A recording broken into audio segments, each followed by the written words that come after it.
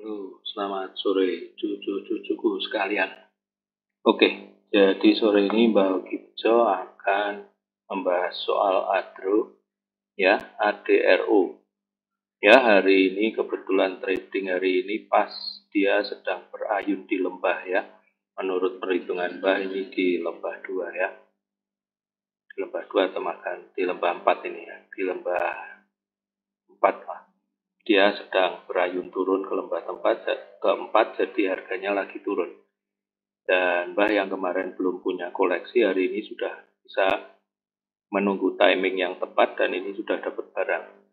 Oke, jadi grup Adaro itu saat ini sedang mengembangkan smelter aluminium di Kalimantan Utara yang beroperasi mulai 2025.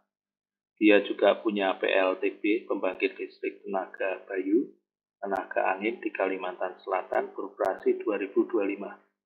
Kemudian dia juga punya PLTA di Kalimantan Utara yang beroperasi 2030.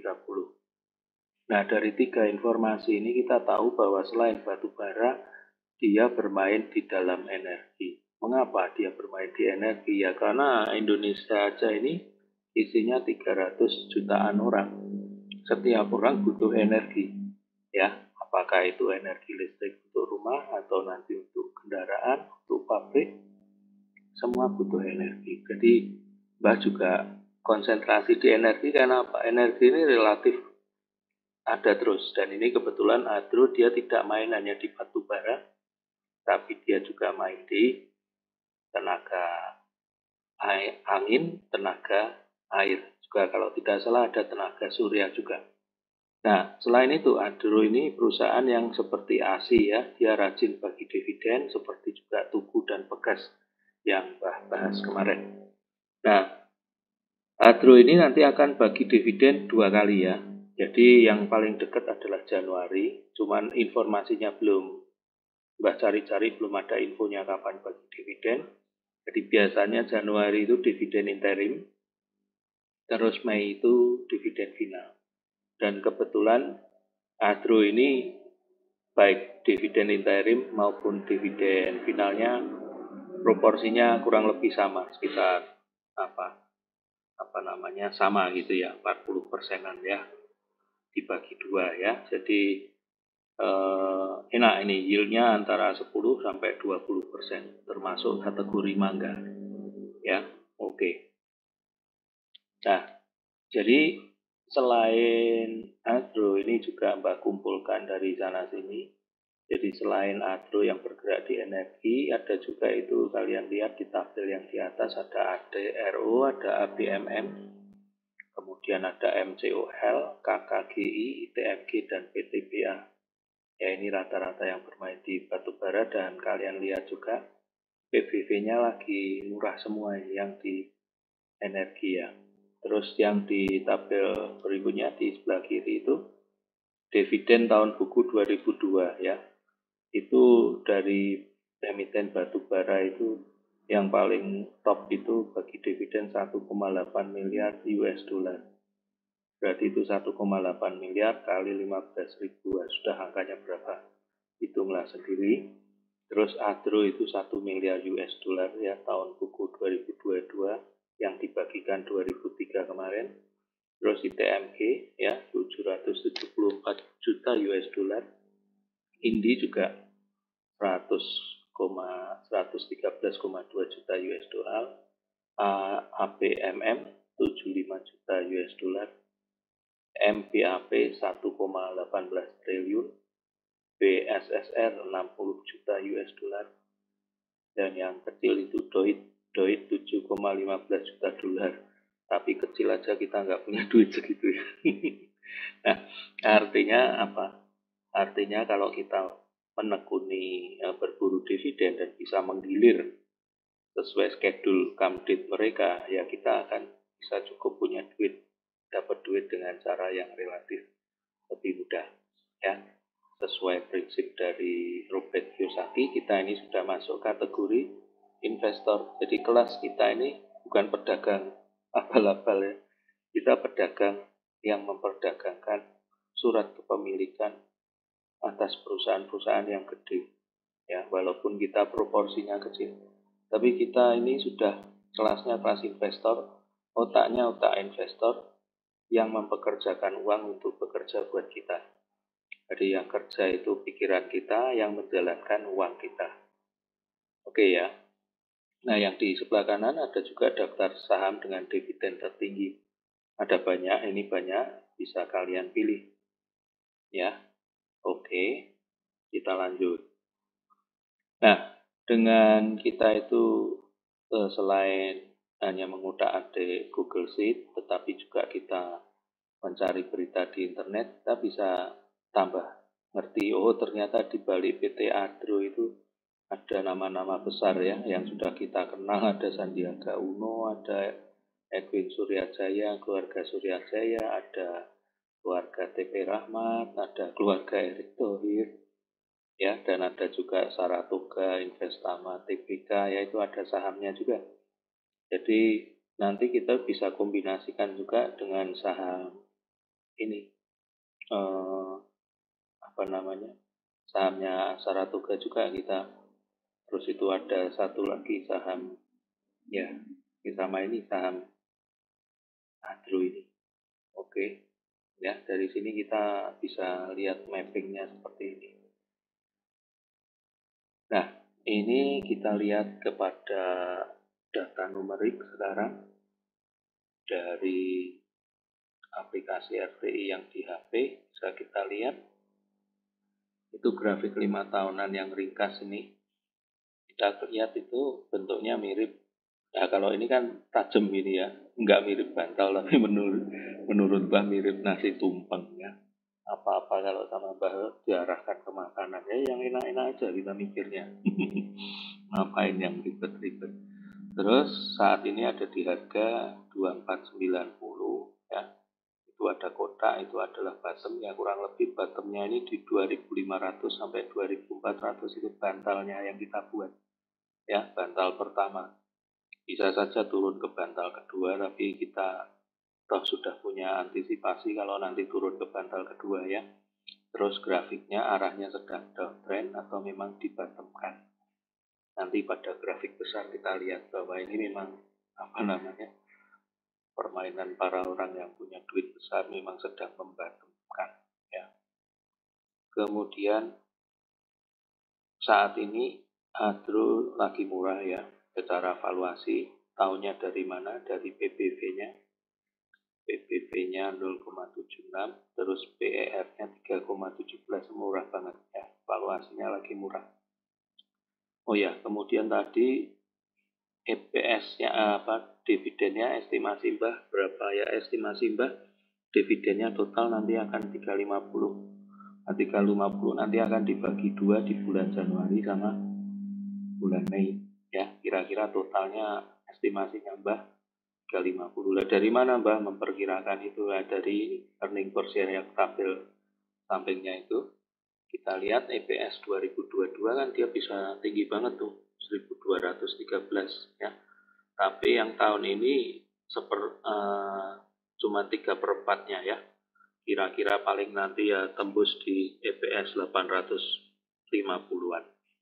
Ya kalau istimewa 900. Lalu dengan DPR, dengan rasio pembagian dividen sekitar 40% ya, hitung-hitung ya kira-kira 350 ya, dari 800 kali 40% ya, 8 kali 4 ya kira-kira kan 320-an ya, dibuletin agak murah hati dikit 350. Estimasi setara yield 14%. Nah, ingat-ingat nanti schedule-nya dia bagi di 22 kali ya, Januari sama Mei. Nah, tapi ini belum ada pengumuman kapan kamditnya. Memang kadang seperti itu. Mereka kucing-kucingan juga untuk mengumumkannya, tahu-tahu nanti hari Jumat sore ada pengumuman. Kira-kira seperti itulah. Kita waspada saja, yang penting kita sudah punya barang. Ya, nah, lalu kemudian dari segi kapitalisasi atau laris tidaknya itu market cap-nya 79,65 T. Ya, gede banget. Jadi duitmu berapa? Ya duitmu masih terangkut lah.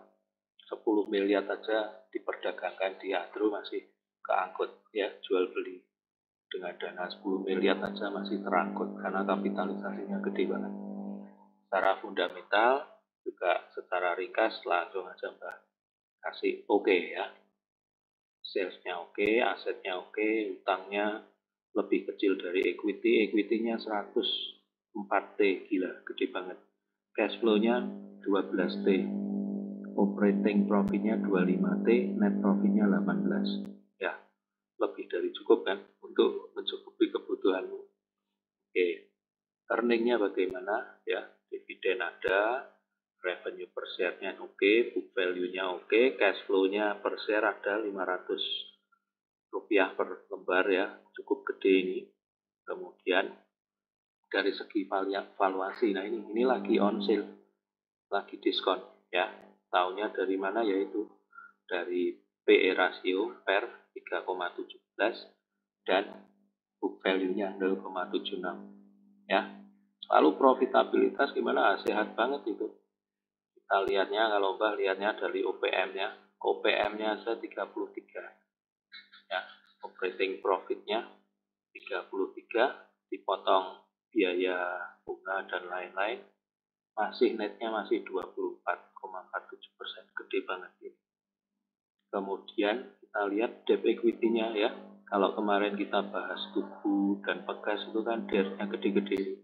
Ini DER-nya 44%. Terkelola sekali. Ya, cash flow-nya juga lancar itu. Tersedia banyak. Sampai 300%. Hampir 400. Ya berarti dia manajemen kasnya bagus sekali. Ya, duitnya nggak lari kemana-mana. Oke. Nah, sekarang kita lihat ayunan big picture-nya ya. Nah, karena dia bagi dua kali, yaitu Januari dan Maret, ini Mbak cuma lihat dulu yang Januari ya.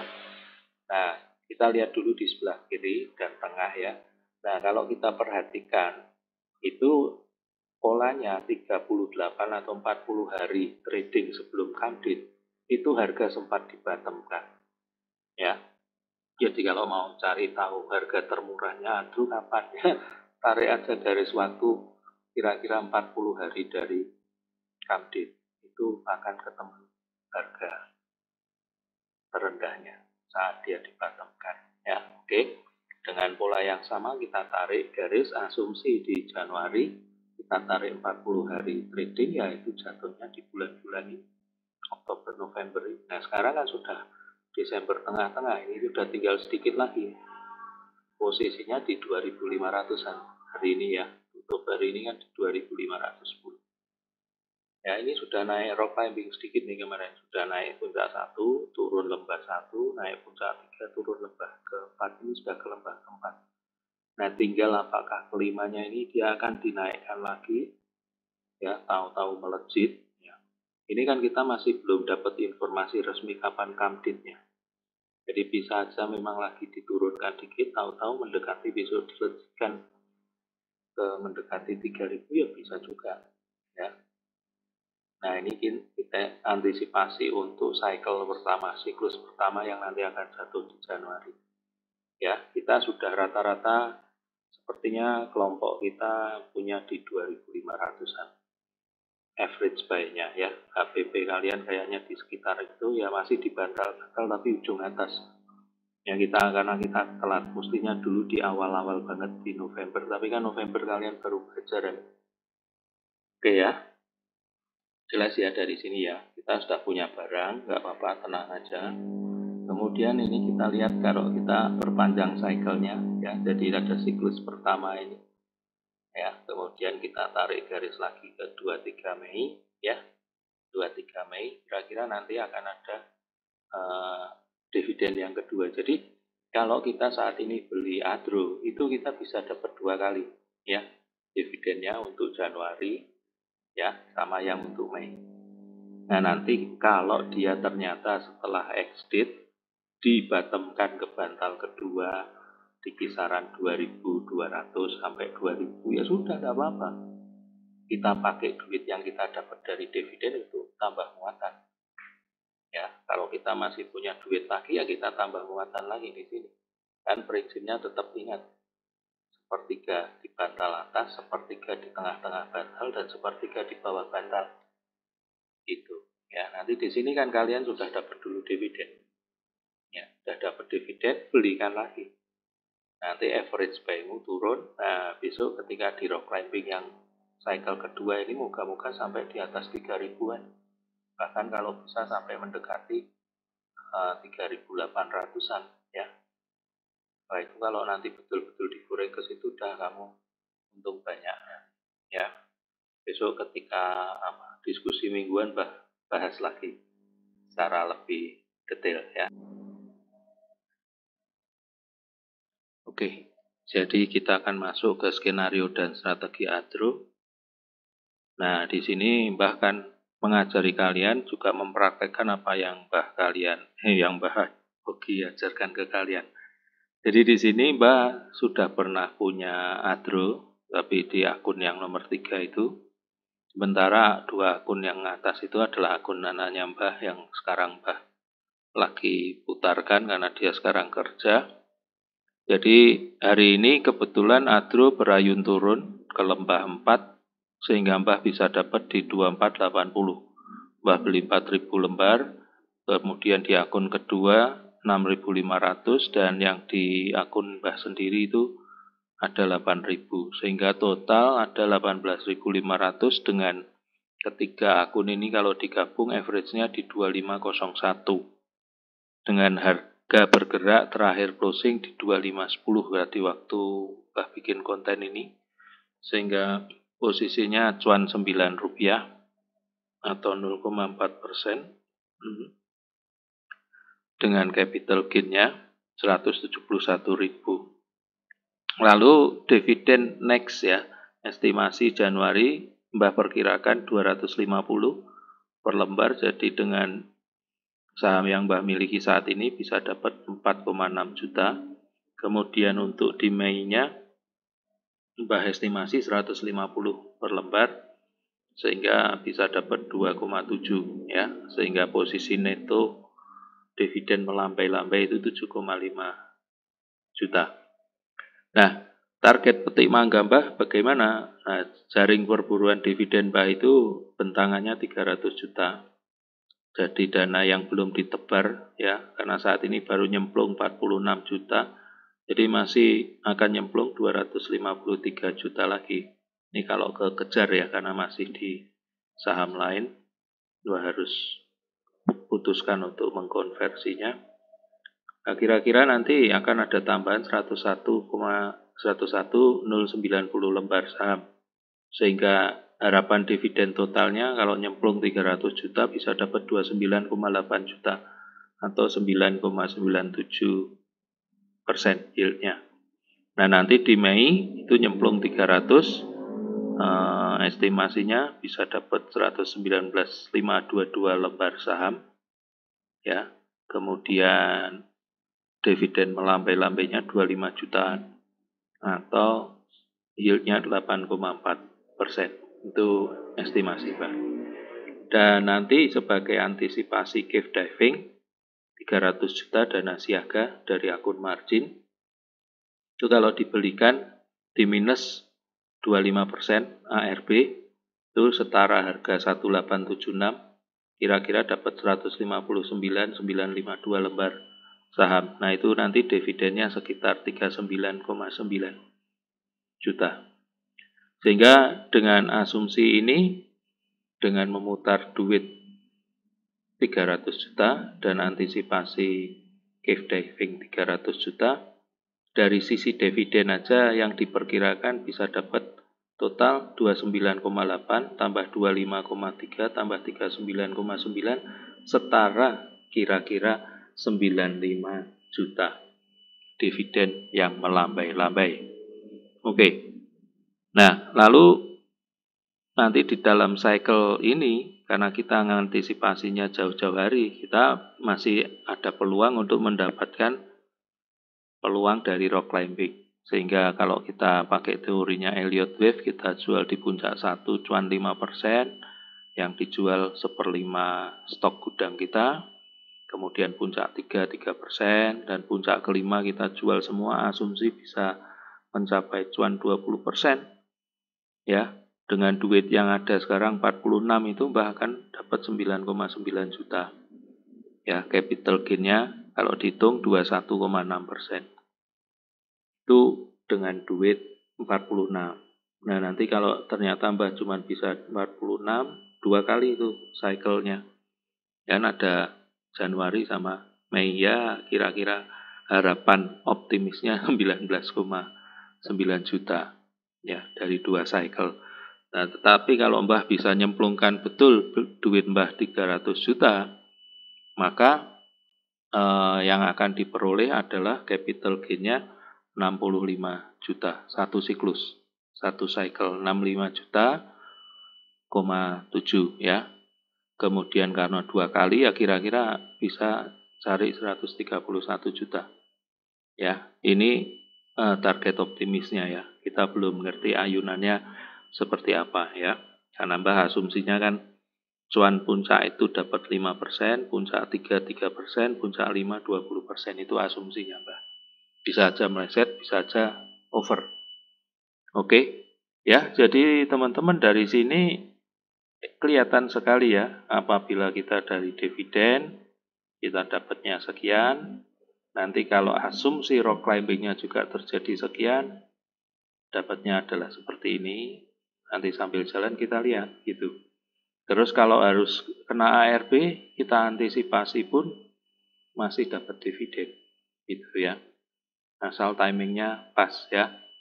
Oke, untuk antisipasi cave diving, bagaimana jurus memetik mangga di bottom, bagaimana menggunakan metode rock climbing, pakai Elliott wave ya, sebagai sebuah cara berpikir saja.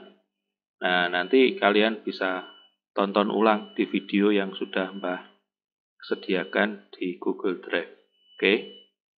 Ya, semoga bermanfaat. Bahwa di dalam analisa portofolio yang sakit itu kan Anda tahu cara milih sahamnya, dan kalian sudah Mbah kasih Google Sheet ya untuk memilih saham. Itu adalah analisis fundamental yang sederhana. Kemudian ini Mbah sudah ajak kalian sedikit-sedikit mengenal technical ya, MACD yang sederhana, Mbah ajarin lihat visual. Nah, nanti kalau permainan kalian sudah sampai setiap orang aja berani main 200 jutaan ya. Sudah seperti Mbah bahkan mainnya nanti di angka 200 jutaan. Ya. Nah, itu kita mulai nanti kita ajarin, kita buka kelas lagi. Ya, bagaimana kita nanti bukan jurus monyet memetik mangga, tapi jurus monyet menggoda bandar. Ya, itu kalau kita udah main duit gede nanti. Kita kasih pelajaran lagi. Kemudian Mbak sudah ajarin ya, cari-cari info di internet, corporate news dan corporate action ya. Corporate action itu apa? RUPS sama pengumuman come dividen. Nah, di sini Mbak tambahkan lagi opini influencer dan berita ekonomi. Ya, jadi setelah kita punya dasar yang sederhana pakai Google Sheet, terus pakai jurus bottom, basic, rock climbing, dan cave diving, nanti dilengkapi dengan opini influencer, ya, dilengkapi dengan berita-berita yang kita cari di internet. Nah, influencer ini pada bikin konten ya seperti ini.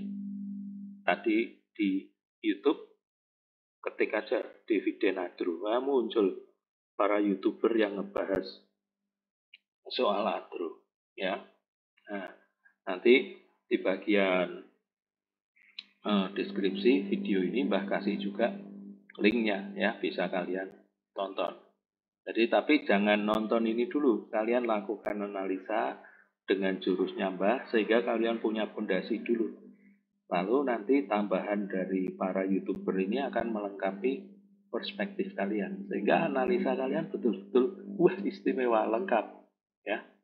Nggak ada ngawurnya sama sekali. Anda betul-betul hati-hati dan melangkah dengan penuh mindfulness, tidak emosional. Oke ya cucu-cucuku, ini konten tentang adro, semoga bermanfaat. Yuk, terima kasih.